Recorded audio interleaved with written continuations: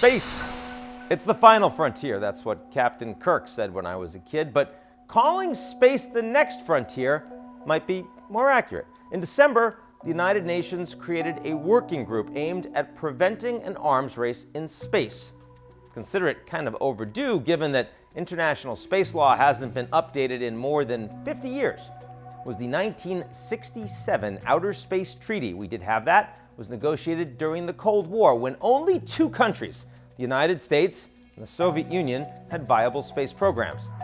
The agreement is currently ratified by 111 countries and serves to ban the use of nuclear weapons in space. Seems sensible.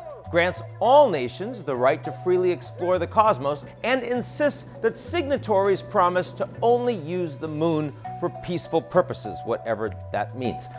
Remember that moment when Neil Armstrong planted the American flag on the surface of the moon in 1969? Oh, gee, that's great. Well, the 1967 Outer Space Treaty also bans any country from claiming sovereignty over outer space or any celestial body. But as commercial space programs take off, including those that launched Jeff Bezos and Richard Branson into the void above, space analysts say more concrete rules and norms are needed to prevent conflict.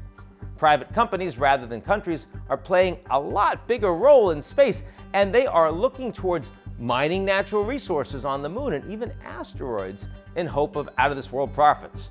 The idea of turning the moon into a gas station was even floated by former Secretary of Commerce Wilbur Ross.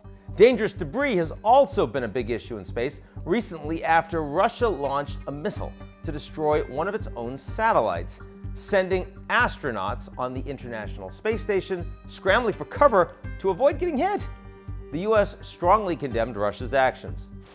A couple weeks later, one of Elon Musk's satellites had a near miss with a Chinese space station. But even if the international community is gravitating towards new laws, see what I did there? Enforcement will be a major challenge. We've seen how well cooperation works or doesn't right here on Earth. Maybe that Space Force, not such a bad idea.